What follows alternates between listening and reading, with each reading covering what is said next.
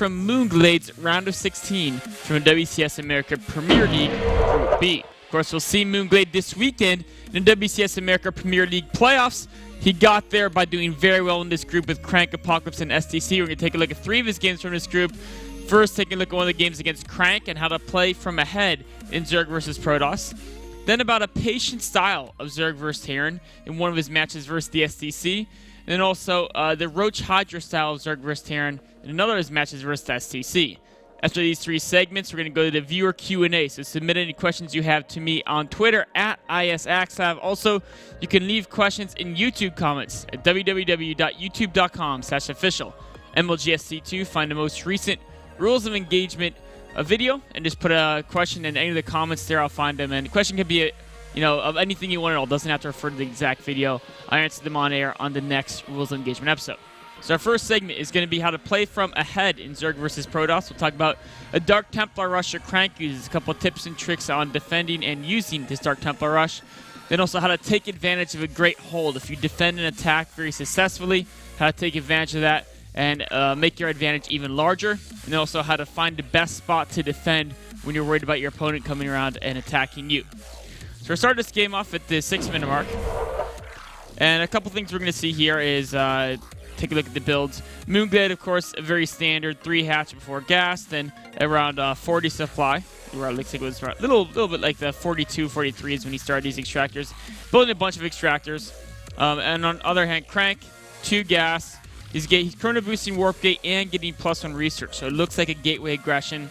But after Moonglade CZAP, he throws in a Twilight Council, and then he's going to add in 3 additional gateways. So he's going for a Dark Templar Rush, but when you're trying to go for a DT Rush, what you want to do is you want to put on some pressure to distract your opponent from the true threat. So you go in there with the Mothership Cord, a couple Zealots, you try to set up these proxy pylons across the map. He's going to have one here, he's going to try to get one closer as well. And you're going to warp in Stalkers, Zealots, probably mostly Zealots to save gas, and put on a lot of pressure with the gateway units. Your opponent is obsessed with defending against Zealots, and then once they start trying to finish his DTs will be much, much, much more likely to catch him off guard. Now, from the Zerg point of view, to try to defend against this type of play, of course, against a gateway pressure build, which is what he read because the 3rd and 4th gases were just taken. They're still not being mined, so he's reading mass gateway pressure. The typical response is getting a whole lot of roaches, right? So he already built the Roach Warren. He's going back to droning because he thinks it might be a fake now. But he was prepared to get a lot of roaches. He banked up a lot of resources. He's still not sure what's coming up, so he's still waiting to see how to invest his money. And then as soon as he has the supply, he's going to get some additional roaches to try to help hold off this attack. Now, he still has no idea about the Dark Templar. And that's the whole purpose of this gateway pressure. You put on pressure, your opponent won't know you're going Dark Templar. They're busy dealing with all these Zealots and Stalkers, and all of a sudden DTs can come in. So right now, Moonglade doesn't realize it until just about this instant. At this instant, he saw the little shimmer over here. I mean, I'm not good enough to see it, but he apparently is right here. You can see there's a little bit of a shimmer with those DTs. And he immediately builds these overseers. He also is a little bit suspicious. He saw Chrono Boosted Warp Gate, he saw +1, but there really wasn't that many gateway units. So he was, okay, maybe there's some DTs attacking me. And if he got these overseers just 1 or 2 seconds later, this hatchery would have died. And of course, the DTs that are going into the natural and the main would do a little more damage as well. This one is actually very intelligently hiding, knowing that Moonglade has detection and there's not too much else going on right now. So if this DT went straight into the main, of course, Moonglade would react properly, but if he can wait for a key moment later in the game where there's much more action going on, he'll be much, much more successful with this Dark Templar. So now Moonglade just made a great defense, right? We can see here, he's not very far ahead in workers, but in army size, he's much, much, much ahead of the Protoss. And that's, of course, because he's got these 21 roaches. The Protoss has almost no units because he's just been going for Dark Templar, which prohibit a large ground army early in the game if you're going for a very fast Dark Templar off of 2 bases. So when you're ahead, and this is especially true if you have an army advantage, so you're ahead in roaches. You don't have an insane amount of attack, right? He just has roach speed against an opponent who has Dark Shrine, Twilight Council, getting +2 weapons. But he does have a massive unit advantage. So the 2 things you want to do, you want to deny your opponent's 3rd base. So you have to know when are they going to take the 3rd base, and you have to deny this base. I mean, it's not like you're going to lose if you don't, but if you want to maintain your advantage is in army, there's no point having a bigger army unless you're going to use it maybe you don't feel confident you can break their natural, but you can definitely take down that third base with your massive army advantage. The other thing you want to do is you want to make sure you continue to tech and expand yourself. So go ahead and take the fourth base. So you have some extra minerals here. Continue to tech up, because even if you kill a third base, if you're unable to really deal a significant blow to their army, you're going to run into the problem where eventually your low-tech army will just become obsolete. So you want to continue to tech up on yourself.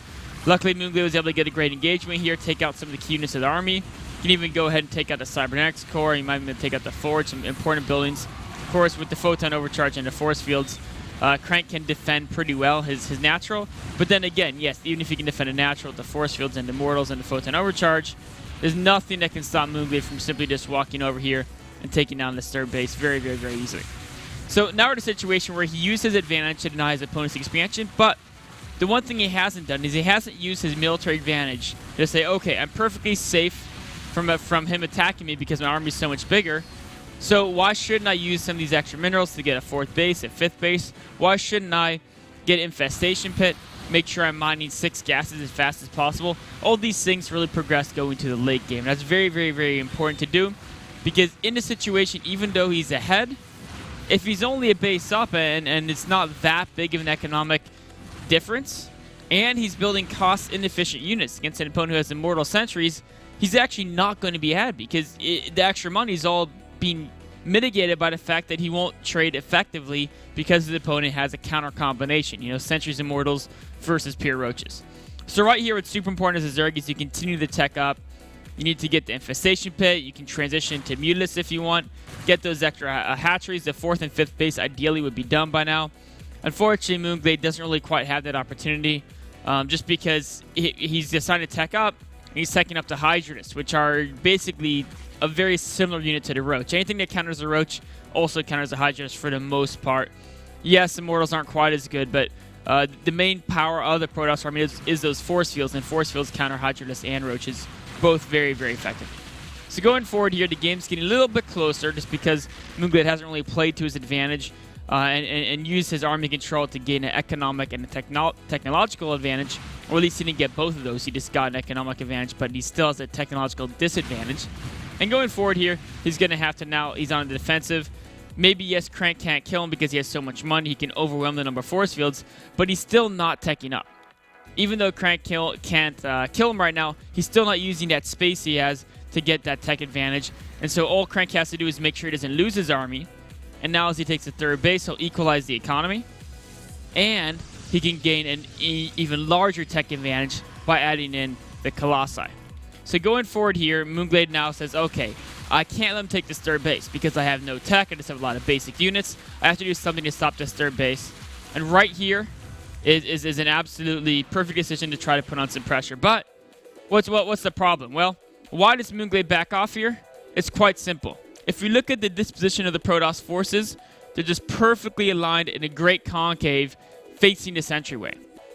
And this is exactly how you defend a choke point.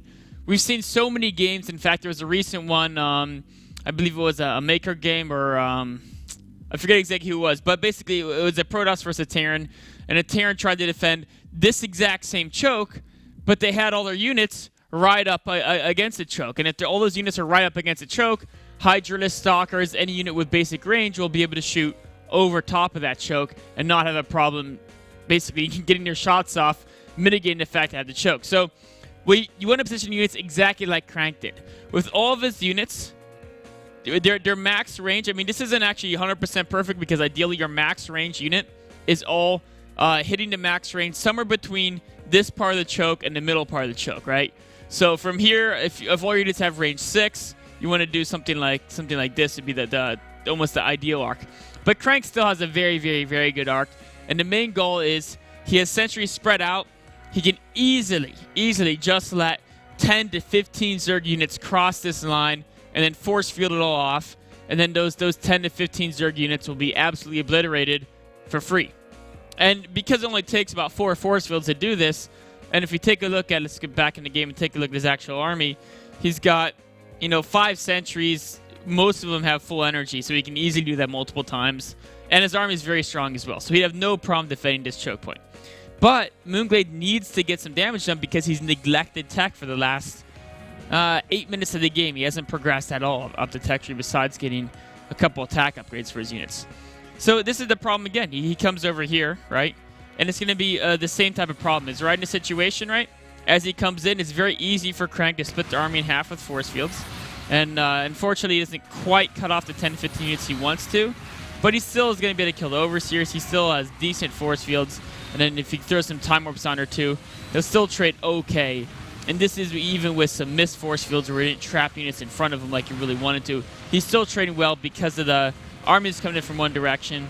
And the Zerg armies, it's sometimes you can try to split it up in it from two directions, but that can be very risky as well because sentries can hold off half your army while the other half gets annihilated. So very, very, very difficult, even with an advantage, to end a game with just Roach Hydra once your opponent has a decent sentry count. And now all of a sudden Moonglade's in that spot where he's realized, oh no, I screwed up. I have no tech, there's no infestation pit. Maybe I'll try to get a Spire to get some Corruptors out in time because I know he's going to be going for this Colossi. But it still is the same problem. Even with Corruptors, your army still isn't really going to be that good because combining Hydralists, which aren't very good against a Protoss Death Ball, with Corruptors, which aren't really good against anything Protoss has in particular unless their Colossi are undefended, is still going to react in a combination that's not ideal. Ideally, you want to get those Vipers. Hydralists need Vipers to be useful. Without Viper support, they're not very useful against a Protoss opponent who has the level of force field control that Crank does. So that's exactly why Moonglade's realized his mistake. He's trying to get up to the high tech to get Vipers, and now all of a sudden, this is the part that gets scary. He's fighting without Vipers, just Roach Hydra Corruptor, mostly Hydra Corruptor, against an opponent who has a nearly maxed out Protoss force. And he feels he has to hold the fourth base, or else he needs that gas income to really afford the Vipers, and then also maybe be able to open up more gas-heavy units like adding Infestors or Ultralists a little bit later down the road. But how do you find a position to beat this army? Well, the first step you can think about is, okay, well, one thing is, I know that choke points are good to defend, and it's good to defend at the max range away from a choke point so that my opponent has to go into the choke point and then I attack it. And I could say, okay, the bottom of this ramp right here, that's a pretty nice choke point, right? Right there. Not too many stalkers can fit there. I can engage your army where he can't fight me very well. But you think about the concave you'd have to set up to defend that, and you're going to realize you run into one small problem, and that's the fact that as your concave comes up here and then over here, you have the problem that you have two different parts of that concave. The one part is the part on this ramp, and the other part is the part off the ramp. And anytime you have your two forces segregated, like I said before about splitting up a Zerg army, there is where you're vulnerable to your opponent force fielding off one of those sections. So for example, if your army is split up like this, as Crank comes down the ramp, he can just throw a whole bunch of force fields and wall off that ramp. And once this ramp's walled off, you don't have a concave advantage, right? Because Crank can just move his army right here, and then your army's right here, and it's basically a line fight. It's a straight line fight because the units on the ramp that gave you that extra concave have been force fielded off. So very difficult to defend this choke point because of just the geography that your units can't move around very easily because there's that ramp and there's that cliff face cutting your army in two already. So Moonglade is going to say, okay, I need to defend. This isn't the ideal spot. What's the next best spot, right? He's going to start trying to find that. You know, he doesn't like this spot because of how good force fields would be, with the fact that units in this area can't get down here very easy to go all the way around. So he's going to back his army out here, and this is actually not great either, but at least the Protoss is distracted with a little bit of a speeding run by the moment, so we couldn't get an advantageous position. But the next choke point is as the Protoss is coming up to the fourth base, right? As he wants to go and get that fourth base, he has to go up this ramp, right? So this is the next choke point, and this is a choke point where you could say, okay, if he has to come up this way, this path right here, that's where I want to make my really nice concave and just say, okay, 6 range away from here is going to be something like this. And just, I mean, maybe it's a little closer than that, whatever. I'm not expert at measuring things. But the general idea is that this would be a beautiful concave. If he tries to force field off this section right here, these units can come in behind these units and they can easily move around. All your units are only be one wide, so it's not that big a deal. You're spread out enough that you don't have a big backup queue of units behind your other units trying to get forward. It's a great, great defensive concave. Now, unfortunately, the situation Moonglade's in is that in this game, he's worried about, I don't know what he's worried about, but for some reason, his army isn't in that defensive concave, and so now Crank's able to get up in this position, and all of a sudden he's stuck doing exactly what I said, where because he didn't already have that great concave here, he now realizes, okay, I can't charge all my units through this direction. So I have to split my army in two. And remember, as soon as you split your army in two, you're very vulnerable to having your opponent focus their attention on one section of your army, or the other section they can kind of ignore. These stalkers even can involve their blinking back, time warps distracting these hydralists, and the main force of the Zerg is being annihilated by just basically being outnumbered in this area. And he's just basically getting totally clobbered. Now, I mean, one of the bottom lines is that the game's over from here. You know, Crank's going to take out the 4th base. He's got it better. He's 4 bases to 3 against an opponent who's still remacking Hydralists. The Zerg can't win that situation. Game goes on for about 10 minutes because Moonglade's an insane trooper.